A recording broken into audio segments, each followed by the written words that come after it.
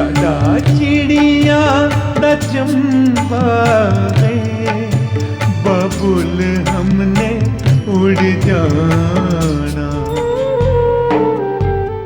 अपने बहू पर इल्जाम लगाते हुए आप लोगों को शर्म आनी चाहिए।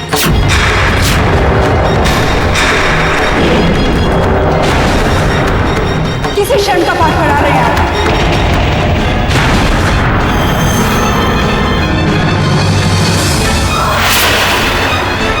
हाँ, किसे? शर्म तो आपको आनी चाहिए।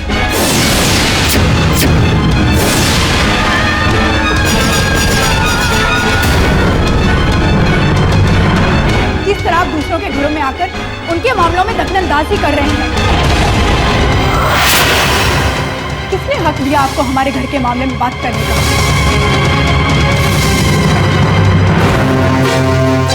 वीना, मैं तो ये है शर्म की बात।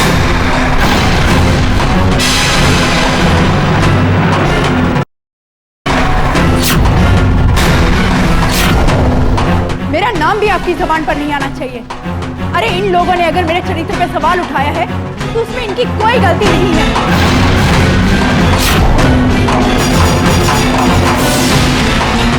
क्या बीतेगी उस पति पर जिसकी पत्नी का नाम कोई गैर मर्द बार बार ले?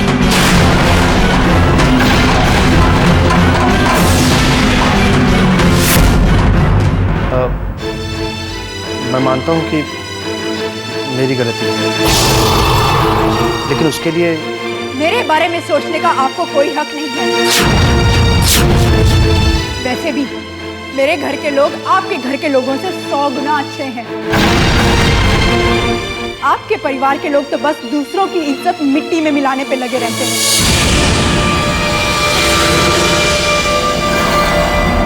पहले आपके बाबूजी और अब आप। कहीं ऐसा तो नहीं कि इन लोगों की वजह से जो आपके बाबूजी के इरादे कामयाब ना हो सके, आप उनका गुस्सा मुझ पर निकाल रहे हैं?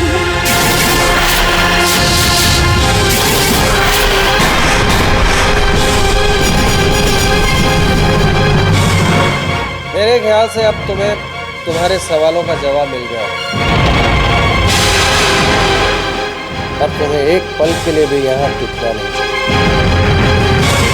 और हाँ, एक बात और सुनते जाओ, ये तुम्हारी इस चौखट पे आने की पहली गलती है।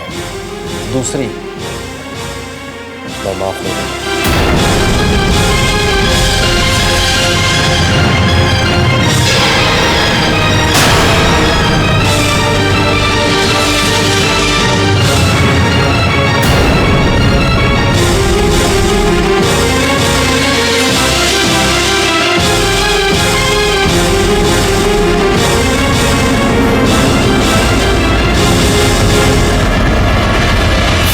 राम राम राम, क्या जमाना आ गया है। एक तो चोरी, ऊपर से सीना चोरी है। बीवी किसकी और तकलीफ किसको हो रही है? ये ना सारी इस वीना की करतूत है। हाँ बस माँ जी, अब उसके बारे में कुछ मत कहिए। अरे उसने आप सबके सामने अपने परिवार का सर ऊंचा कर दिया, लक्ष्य के परिवार का सर नीचा कर दिया, और फिर भी आप। दामाद जी, आप बड़े भोले हैं। आपने मुहावरा नहीं सुना? हाथी के दांत खाने की ओर और दिखाने की ओर। हाँ माँ जी, ये जरूरी नहीं कि आपकी कहावत हर जगह पे हर समय चलेगी।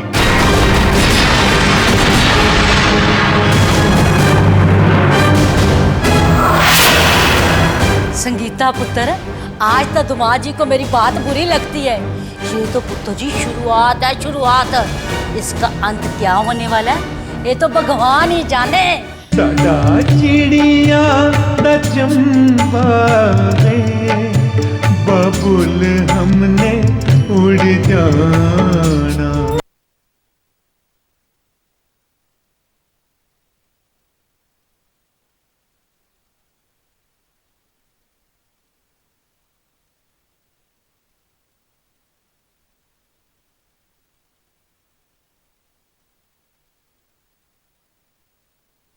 साडा चिड़िया दा चंबा है, कबूल हमने उड़ जाना।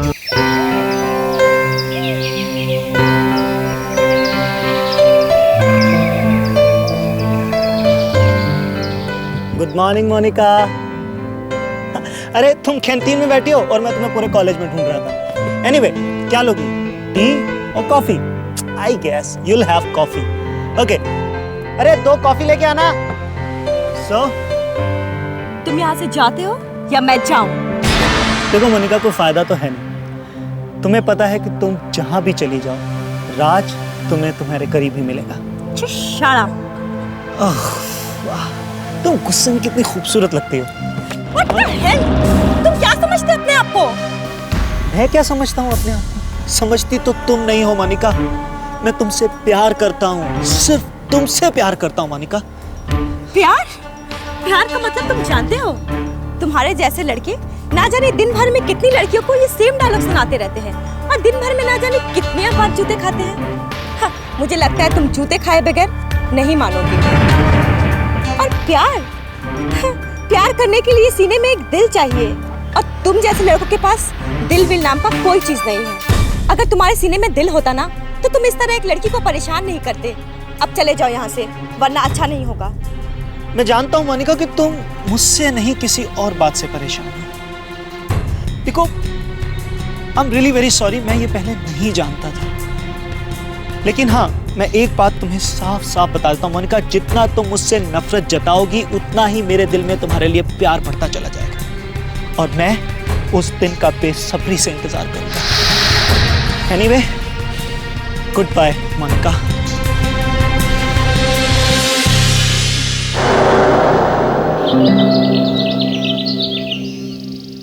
हाय मोनिका, आज पहली बार तुम्हारी आंखों में अपने लिए गुस्सा देख रही हूँ मैं। अगर तुम मेरी बचपन की सहेली ना होती ना तो मेरी नजरों में गुस्सा नहीं नफरत देखती। क्यों? ऐसा क्या कर दिया है मैंने? ये तुम पूछ रही हो? कल क्या हुआ तुम्हें नहीं पता? मैं तुमको और तुम्हारे भैया को मना कर आई थी, फिर मेरे घर आने की क्या जरूरत थी? तुम लोगों ने एक बार भी नहीं सोचा कि इसका क्या असर हो सकता है? मैं भैया को रोकती रही मोनिका, पर वो नहीं माने। आखिर वो भाभी से किस बात की दुश्मनी निकाल रहे हैं? वो क्यों उन्हें बदनाम करना चाहते हैं? ऐसी बात नहीं है मोनिका, वो तो बेवजह उनकी बदनामी हुई, इसीलिए भैया खुद को रोक नहीं पाए। अगर उन्हें औरतों की इज्जत का इतना ख्याल होता ना तो वो ऐसी बातें नहीं करते जैसे उन्होंने कल की थी। सॉरी मोनिका, मैं भैया की तरफ से तुमसे माफी मांगती हूँ और अब तो तुम्हें शिकायत का मौका भी नहीं मिलेगा, क्योंकि माँ को सारी बातें पता चल चुकी हैं और अब तक तो उन्होंने बाबूजी को भी बता दिया होगा और बाबूजी भैया को जरूर डांटेंगे।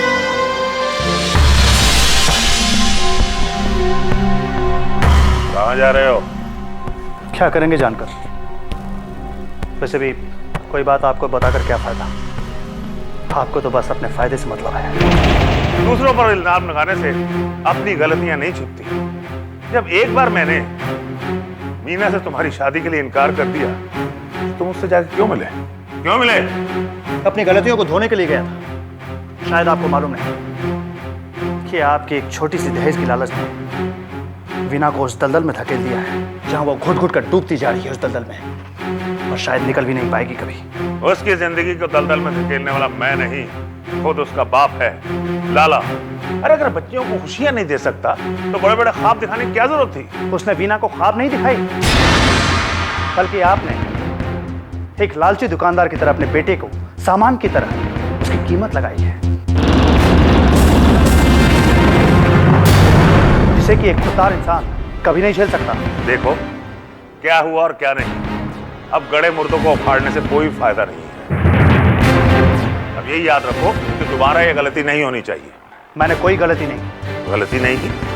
ये गलती नहीं है तो और क्या है? क्या जरूरत है दूसरों के घर के मामले में पड़ने की? क्या जरूरत है उस लड़के को मिलने की? ये आप नहीं समझ पाएंगे। मैं नहीं समझ पाऊंगा? तुम्हें पता है तुम्हारी वजह से मुझे क्या क्या सुनना पड़ा है? मेरी वजह से नहीं, बल्कि आपकी अपनी वजह से।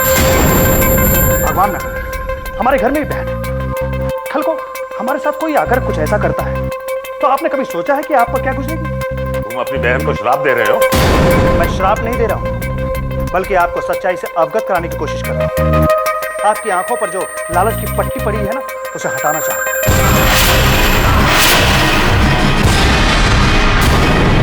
ताली एक हाथ से नहीं बजती, दोनों हाथों से बजती है। अगर मैं कोई गलत नहीं करूंगा तो मेरे साथ कोई गलत क्यों करेगा? मैं जब सही रहूंगा तो किसी की मजाल नहीं कि मुझसे कुछ गलत करे। ये आप नहीं, आपकी जिद बोल रहे हैं। आप अपने जिद को बरकरार रखने के लिए हमारे इरादों पर ताला लगाना चाहते हैं। मैं तुम्हारे इरादों पर ताला नहीं लगाना चाहता हूं। मैं तो तुम्हें जिंदगी की सच्चाई से रूबरू कराना चाहता हूं। मेरी बात ध्यान से सुनो। आइंदा कोई ऐसा काम नहीं करना जिससे मुझको तुम पर लगाम लगानी पड़े। मुझे क्या करना चाहिए क्या नहीं मुझे अच्छी तरह पता है।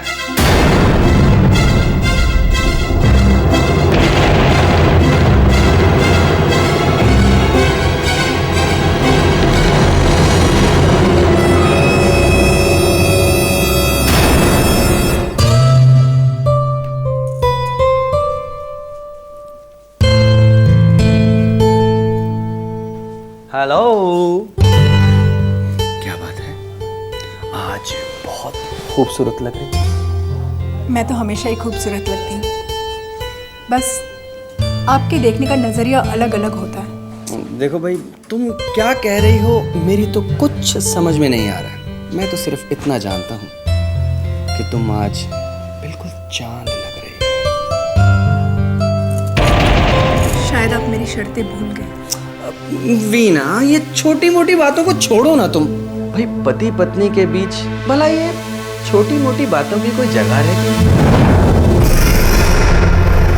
और हाँ, वैसे भी आज मैं एक बहुत बड़ी खुशखबर तुम्हारे साथ शेयर करने के लिए आया हूं। आपने ड्रग्स लेना छोड़ दिया? रह गई ना वही की वही। अरे बाबा, मैं तुम्हें ये बताने आया हूं कि प्रकाश, मिस्टर प्रकाश को एक बहुत अच्छी नौकरी मिल गई है।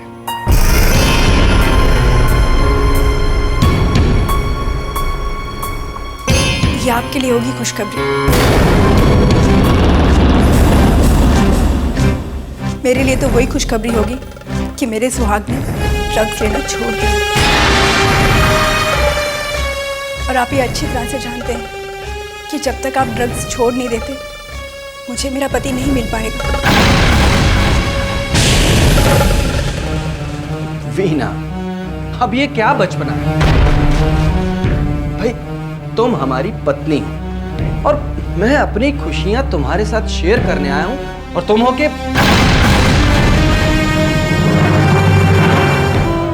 मैं भी अपनी खुशियों को आपके साथ शेयर करना चाहती हूँ, मगर आप हैं कि अपनी खुशियों के खातिर आप मेरा साथ ही नहीं दे रहे। आप तो आज तक ये भी डिसाइड नहीं कर पाए कि आपकी नज़र में किसकी अहमियत ज़्यादा है, ड्रग्स की या पत्नी की। वीना, सिर्फ पत्नी पत्नी की रट लगाने से कुछ नहीं होता। पत्नी को अपनी मर्यादा का भी ख्याल रखना पड़ता है। और हाँ, यदि पत्नी की बदनामी शादी के बाद की हो तो उसके साथ सिर्फ और सिर्फ उसके पति का नाम खराब होता है।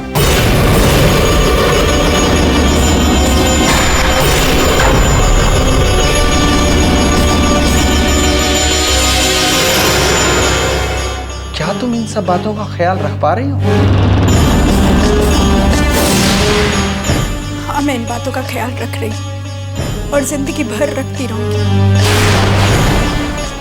ये बात अलग है कि कुछ लोगों को किसी को बदनाम करने में कुछ ज्यादा ही मजा आता है। आग के बिना धुआं कभी नहीं उठता है वीना।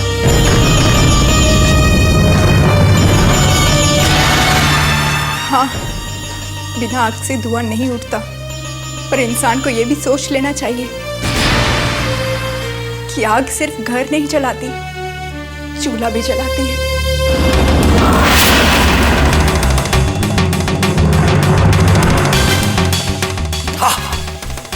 फिर से वही फिलॉसफी।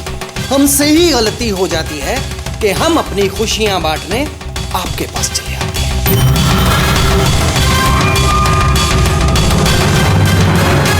साडा चिड़िया दा चंबा है, बबुल हमने उड़ जाना।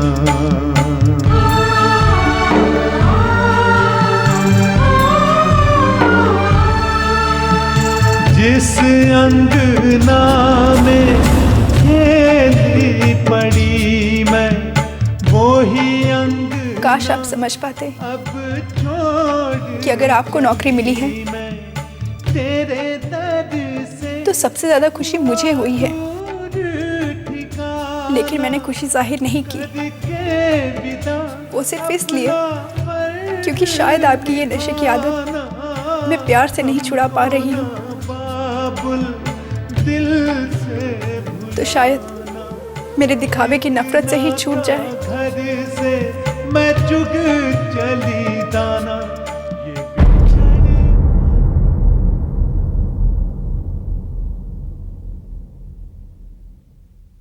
माँ, मैं आपको एक अच्छी खबर सुनाने के लिए आया हूँ। अच्छी खबर? और इस घर में? हाँ नानी माँ। चल पुत्र सुना दे वो भी। और खबर ये है कि मुझे एक नौकरी मिल गई है। क्या? तू सच कह रहा है? माँ, मैं भला आपसे झूठ क्यों बोलूंगा? देखा माँ, मैंने कहा था ना, प्रकाश एक दिन सब बुरी आदतें छोड़ देगा और हमें खुशखबरी देगा। और मुझे भी पता था कि आप लोग ये खबर सुनकर बहुत खुश होंगे, इसीलिए सबसे पहले ये खबर सुनाने के लिए मैं आपके पास चला आया। झूठ क्यों बोलते हो प्रकाश? हाँ, सबसे पहले तो ये खबर तुमने अपनी धर्म पत्नी को सुनाई है। हाँ, वो बात अलग है कि तुम्हारी धर्म पत्नी खुश होने के बजाय तुम्हारी खुशी को भी कड़वा कर गई। हाँ? नहीं हाय, ऐसा क्या हो गया? क्या कह रही है उसने? सुना ना। जाने दो ना माँ, बाद में बात कर लेंगे। 17,000 रुपए महीने की नौकरी है माँ।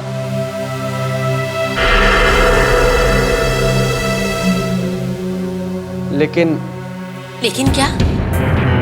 अब बात ऐसी है माँ कि मेरा जो ऑफिस है ना वो हमारे घर से कुछ दूरी पर है, इसलिए अगर एक मोटरसाइकिल रहता तो।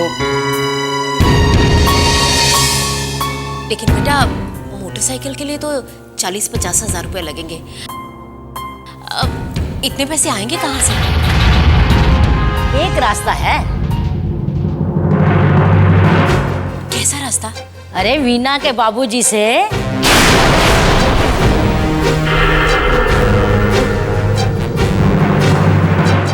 है, दामाद को इतनी अच्छी नौकरी मिली है, इतनी मदद नहीं कर सकते? बेचारा कहाँ धक्के खाता जाएगा, आएगा जाएगा। इतनी तो मदद कर ही सकते ना, एक मोटरसाइकिल तो ला ही देंगे। हैं? अब आप लोग कह रहे हैं तो हो सकता है वो मदद कर ही दे। अरे कैसे मदद नहीं करेंगे प्रकाश?